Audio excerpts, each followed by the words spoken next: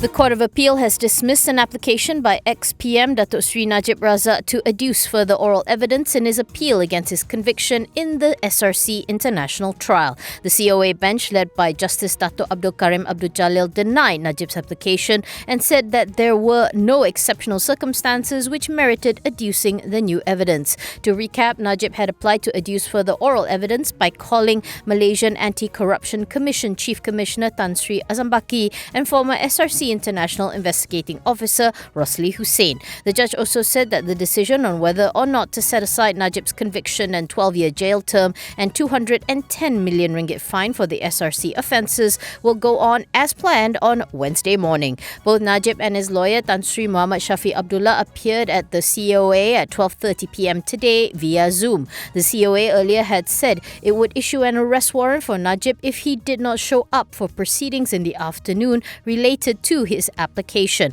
Shafi then requested the appellate court bench to make an application to make the defence's submissions in 10 days, which is when their period of isolation would be over. Shafi explained that his entire team's MySejahtera status had been showing orange and yellow, which signified that they had all been in close contact with a COVID-19 positive patient. However, Justice Abdul Karim said he had considered all that when he gave his direction to have online proceedings. He said that Shafi and his team could still work from home, and as such he was disallowing the application. Still, Shafi persisted in seeking a delay in the defence's submissions until their isolation period is over, arguing that all the papers and documents are in the office. The judge, however, did not accept Shafi's request, saying that it gave enough time to retrieve the documents and affidavits. Shafi then called the ruling to continue submissions via Zoom and in-person proceedings unfair and objected to them. The judge noted the objection and asked for the lawyers to start with their submissions.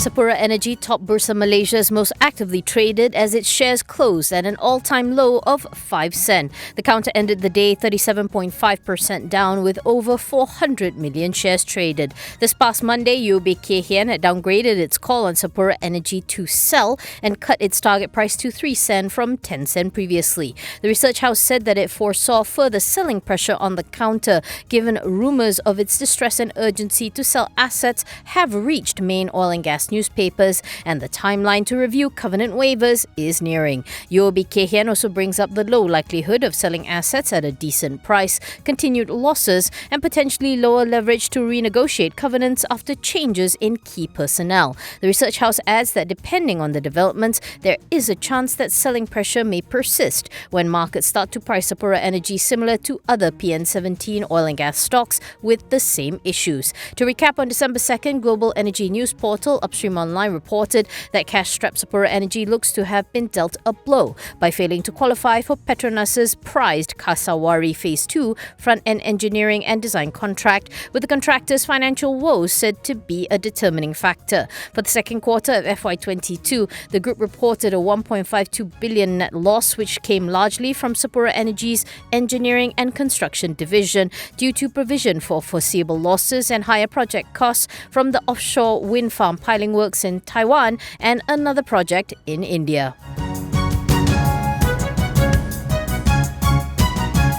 Cooperation between Bank Negara Malaysia and the Monetary Authority of Singapore to commence a phased linkage of Malaysia's Duit Now and Singapore's Pay Now real-time payment systems were among the topics discussed during Finance Minister Tengku Datuk Seri Zafrul Abdul Aziz's two-day working visit to Singapore, Bernama reports. The first phase of the linkage, which will be launched in the fourth quarter of 2022, allows customers of participating financial institutions to make real-time fund transfers between Malaysia and Singapore using a mobile number. Zafrul said that customers would also be able to make retail payments by scanning QR codes displayed at merchant storefronts. It would enable more seamless payments for the high volume of remittances between the neighbours, which reached 4.2 billion ringgit in 2020. He said it will also cater to travellers between both countries, which saw sizable pre-pandemic traffic of about 12 million arrivals yearly on average. Zafrul said he also discussed the possibility of reviving the direct connectivity between ASEAN stock exchanges, especially on the benefits that it will bring, such as for ASEAN to be an asset class of its own, as well as the improved liquidity and vibrancy for each participating market within the region.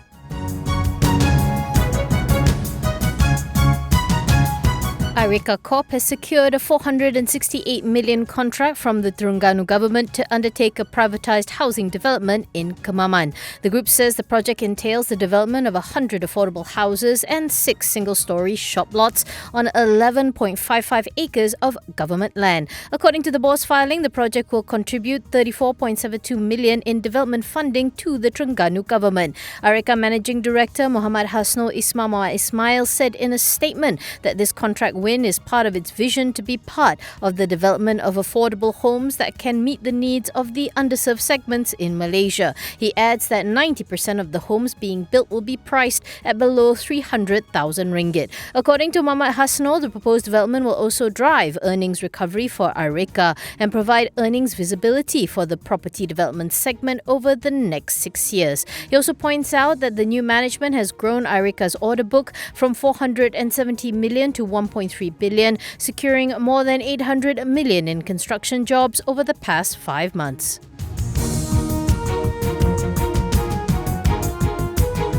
Retail Group Malaysia is projecting a 6% growth in Malaysia's retail sales for 2022 as the country's retail industry looks forward to recovery from the impact of COVID-19-driven movement restrictions. However, RGM mentions in its retail industry report for November 2021 that a few challenges remain. According to RGM, the high number of daily positive COVID-19 cases remains worrisome, adding that a potential fourth wave pandemic is haunting Malaysian retailers. The group also touched on the new COVID-19 variant that is spreading rapidly across the world and how it will affect economic recoveries globally. Meanwhile, the recent spike in prices of many consumer goods may continue into next year, according to RGM, affecting the purchasing power of Malaysian households in 2022. For 2021, RGM has revised its full-year retail industry sales growth forecast for Malaysia from 0.8% in September to 0.5% after taking into account the worse-than-expected growth during the third quarter, as well as a revision of the fourth quarter estimates.